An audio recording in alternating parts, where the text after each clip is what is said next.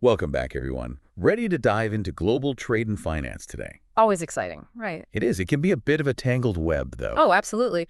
But that's why we've got this collection of news articles, analysis pieces, even some stuff from social media to help us sort it all out. Exactly. And who knows, we might even spot some surprising connections. Well, it's fascinating how interconnected everything is. We might see how even something small, like, say, a decision about pennies. You mean like that news about Trump stopping the minting of pennies? Yeah, Yeah. exactly. Yeah. He called it a waste of money on social media. He did. But could that be a sign of something like a deeper economic philosophy? Oh, absolutely. I mean, Trump's really known for his focus on cost cutting, right? Deal making. Remember his efforts to reduce the federal workforce, streamline government agencies. Right. This penny decision, while, seemingly minor, could be another example of that desire to trim expenses, even on a really small scale. Interesting. And that cost-conscious mindset seems to be extending to international trade as well. You're talking about the tariffs. The 25% tariff he imposed on steel and aluminum imports. Right. That's a pretty big move. It is. And I'm wondering what the potential fallout could be. Well, it's definitely a bold move, Yeah. and it does have the potential to, shake things up globally. For starters, imposing tariffs like this could lead to retaliation from other countries, Yeah. potentially sparking a trade war. Like a trade war. Yeah, we've already seen the European Union threaten countermeasures. They have. So how does this tie into his goal of reducing the trade deficit, especially with the EU? Right. Can you explain what a trade deficit is and why it matters in all of this? Sure. So a trade deficit basically means that a country is importing more goods than it's exporting. Okay. Trump sees this as a disadvantage for the U.S., right? Wants to close that gap. He believes that these tariffs will help protect American industries and jobs, ultimately leading to a more balanced trade relationship. Okay. But hasn't the stock market remained relatively stable despite all of this? What do you make of that? It's interesting. Yeah, it is interesting that the markets haven't reacted too dramatically. It's possible that investors see this as a negotiating tactic from Trump. He often employs unconventional approaches to get what he wants, and this could be part of a larger strategy to renegotiate trade deals. That's true. I mean, he's even hinted at targeting European tech companies with regulations and has brought up the whole Greenland situation again. Oh, yeah. It seems like he's always looking for ways to shake things up. Exactly. And all that unpredictability can create a lot of uncertainty for businesses and investors. I was reading that one executive even compared the current climate to a show, Wow. highlighting that feeling of chaos and not knowing what's coming next. And that uncertainty, it can have a real impact on, how people make decisions. Like I read an article about how Canadian consumers are already reconsidering vacations and purchases in the U.S. because of these trade tensions. It seems like the effects are already rippling outwards. Absolutely. When businesses and consumers feel uncertain about the future, they tend to hold back on spending and investment. Right. And that can have a domino effect, slowing down economic growth. And it's not just an abstract concept. We're seeing the impact on specific companies. Like, remember when Tommy Hilfiger was put on a Chinese blacklist? Oh, right. That's a very real consequence of these trade disputes. It certainly is. That situation shows how trade wars can escalate, right? And how individual businesses can become casualties. Yeah. This all kind of raises the question of, are we moving towards deglobalization, where countries prioritize fair trade, but it could potentially create a more fragmented global economy? Right. And if that happens, are there potential winners and losers in this new landscape? Definitely. Some countries and industries might actually benefit from a shift towards regional trade blocs and more localized production, while others who rely heavily on global supply chains, well, they could face challenges. It's a complex situation, a lot of moving parts. Absolutely. It definitely is. But let's switch gears for a moment and talk about another pressing issue, inflation. The economy seems strong, but prices are still rising. Some experts are even worried about stagflation. Can you explain what stagflation is and why it's causing so much concern? Stagflation is basically where you have a stagnant economy, so meaning slow or no growth. Okay. And that's combined with high inflation. It's concerning because it's a really difficult economic problem to solve. You essentially have the worst of both worlds. You have a sluggish economy, but prices are still going up. It sounds like a double whammy. It is. And how do tariffs factor into this? Could they be contributing to these inflationary pressures? They certainly can. Tariffs make imported goods more expensive, which can lead to higher prices for consumers. This, combined with other factors like restrictions on immigration, which can impact labor costs, could create a perfect storm for stagflation. Oh, wow. And where does the Federal Reserve fit into all of this? I know they're the ones who set interest rates, but what are they trying to achieve in this environment? Right. The Federal Reserve, or, the Fed, has a dual mandate to maintain price stability and promote maximum employment. Right. In a situation like this, where there's a risk of stagflation, they're really walking a tightrope. I can imagine. They need to keep inflation under control without stifling economic growth. So they need to find a very delicate balance. And I imagine these unpredictable policy moves, like the tariffs we discussed earlier, are making their job even more challenging. Absolutely. The Fed has to consider the potential impact of those policies on the economy when they're making decisions about interest rates. It's a very complex equation, a lot of variables. A lot of variables. And speaking of complexity, I read that sophisticated investors are increasingly worried about three key things: U.S. policy uncertainty, China's economic challenges, and the potential for higher interest rates to impact their investments. What are your thoughts on those concerns? Those are valid concerns. U.S. policy uncertainty, especially regarding trade and tariffs, makes it really hard for investors to predict the future. China's economic slowdown, driven by factors like a shrinking workforce and a potential housing bubble, also adds to the global uncertainty. And if the Fed raises interest rates to try to combat inflation, it could have a ripple effect on asset prices, potentially impacting investment portfolios. A lot to consider. But amidst all this, all this doom and gloom, there are some positive signs, right? The U.S. economy is still showing some strength, supported by government spending and a strong labor market. That's true. However, the question is this growth sustainable? Yeah. Especially with all these uncertainties looming on the horizon, it's something investors are definitely watching closely. Now, shifting gears a bit, even something as, lighthearted as the Super Bowl can reflect these larger economic trends. Did you notice how AI was such a dominant theme in the advertising this year? Companies like Google and Meta were showcasing their AI initiatives, really highlighting how this technology is becoming increasingly important. Oh, you're absolutely right. The Super Bowl ads are a great example of how AI is, moving from the realm of science fiction into our everyday lives. Right. These companies are investing heavily in AI, and it's likely to have a profound impact on various industries. Yeah. And speaking of investments, remember when Elon Musk sparked a debate by complaining about tax loopholes on social media? It seems like even billionaires are concerned about how the tax system works. Yeah. And the interesting thing about that exchange was how Tesla's VP of Finance responded publicly. Right. He emphasized that Tesla complies with all tax regulations, which, highlights the importance of transparency and responsible corporate behavior, especially for a company in the spotlight like Tesla. That's true. Yeah. It's fascinating how these conversations about global trade, technological disruption, even tax policy are playing out in real time. Yeah. And often in such unexpected places. They do, yeah. It seems like everything is really interconnected. It certainly is. And understanding those connections is, it's key to navigating this complex and ever-changing world. Absolutely.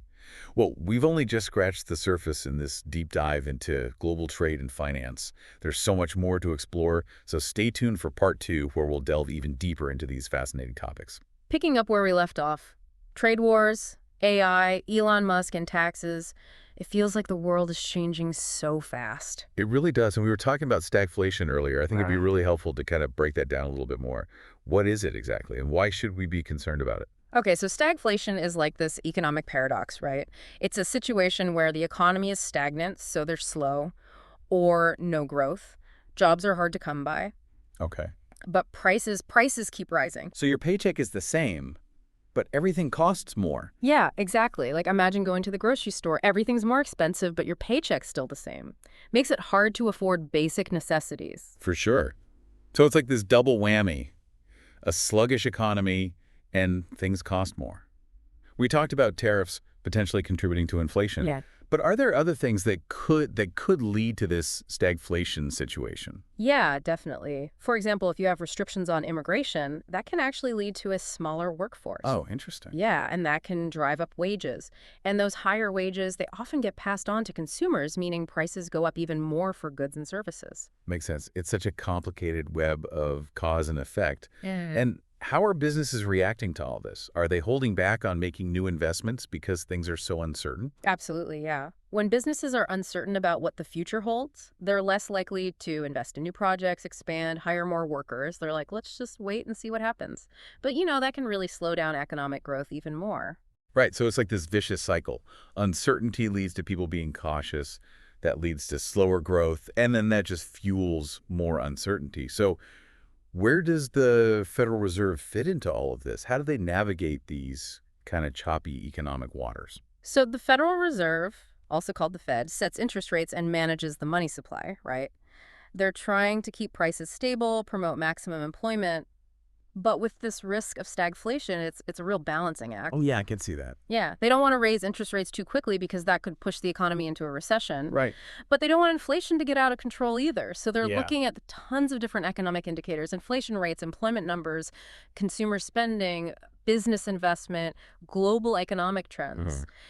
Even trying to predict how things like those tariffs will impact the economy, it's complicated. That is complicated. So they're playing a strategic game, trying to anticipate the consequences of their actions. I imagine investors are feeling that same pressure too, trying to make the right moves when things are so uncertain. Yeah, investors are always trying to figure out where the risks and the opportunities lie. And we were talking about how some are concerned about China's economy slowing down. Right. Can you explain why that matters so much for the rest of the world? Sure. Well, China has been a real driver of global growth for a long time, but they're facing some challenges now. Their workforce is shrinking because their population's getting older, and there are worries about a housing bubble that could burst. If China's economy has problems, that could have a domino effect on the rest of the world. Definitely. China is a huge trading partner for many countries, so if their economy slows down, demand for exports could drop, and that could impact economies all over the world. It's like you said before, everything's connected. What happens in one part of the world can ripple out and affect everyone. Yeah, it really highlights how interconnected things are.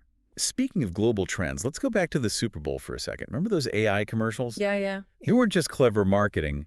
They pointed to a big change happening in technology. You're right. AI is advancing so rapidly, and it's going to impact the way we work, how we live, how we interact with the world. Those Super Bowl ads were like a peek into the future. We talked earlier about concerns that AI and automation could lead to people losing their jobs. Is that something we should be worried about? Or are there opportunities coming along with those challenges? It's a valid concern, for sure. Some jobs will definitely be displaced as AI takes over certain tasks. Right. But when you look back at history, you see that advances in technology also create new jobs and new industries. That's true. It's not just about losing jobs, it's also about jobs changing. So maybe we should be thinking about how to adjust, how to prepare for a future where humans and machines work side by side, rather than worrying about robots taking over everything. Exactly. What kind of skills will be in demand in this new economy? First and foremost, the ability to learn and adapt will be crucial. We got to be lifelong learners, constantly upgrading our skills and knowledge to keep up with technology as it changes. Yeah, that makes sense. And, creativity, problem solving, critical thinking, even emotional intelligence, Yeah. those will be super valuable too. So it's not just about technical skills. It's also about those things that make us human that machines can't replicate. That's right. And that brings us back to a key theme we've been talking about, the need to be adaptable and resilient when things are uncertain. Exactly. We live in a time of so much change, and the best way to navigate it is to embrace it and be ready to adapt. Be willing to learn, challenge our assumptions, and stay open to new possibilities. I love that. And that's a perfect way to transition to our next topic. Yeah. How do we cope with all this uncertainty? It can feel like the ground is constantly shifting beneath our feet. Yeah. Okay, so we've covered a lot in this deep dive. We have. Trade tensions, fears of stagflation, the rise of AI, even Elon Musk and taxes. Yeah. It's a lot to process. I got to be honest, all this uncertainty is kind of overwhelming. I get it. I really do. It's a time of rapid change, And it makes sense to feel a little anxious when you can't really predict what's coming next. Yeah, it does. It's like trying to walk on shifting sand. Yeah. You're never quite sure where to put your feet. It keeps coming back to me. What's that? That seemingly tiny detail about Trump and the pennies. Oh, yeah. You said it might reflect a broader economic mindset.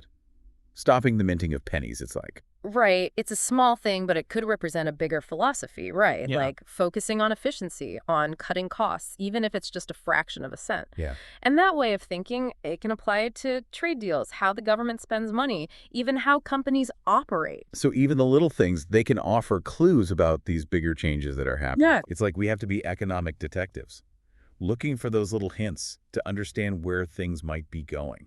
I like that. We have to sharpen those critical thinking skills, question our assumptions and connect the dots. We can't just passively take in information. We got to actively engage with it, think it through, and try to understand what's really driving things. It's like we're all in this global economic game, but the rules keep changing, and we're trying to figure out how to play. That's a great way to put it. And the stakes are high. The decisions that governments, businesses, and people like us make, those decisions will have a big impact all over the world. One thing that really stood out to me from all this is just how much uncertainty there is everywhere. It seems like everyone feels it. Business leaders, everyday people, everyone's worried about their jobs, their savings, how much things cost. Uncertainty is a natural human response to change, especially when it feels like things are changing so fast and you don't know what's going to happen next. Absolutely. So how do we deal with all this uncertainty without feeling completely overwhelmed by it? Any tips on how to stay grounded? There are some things you can do. First, stay informed, but don't let yourself get bogged down by too much information. Choose reliable sources and be careful about how much news you're consuming every day. Yeah, too much news can be a bad thing. It can be. It's easy to fall into what's called negativity bias, where you focus on the bad stuff and overlook the good. That's so true. It's like we need to be careful about our information diet, make sure we're getting a balanced view. What else can we do?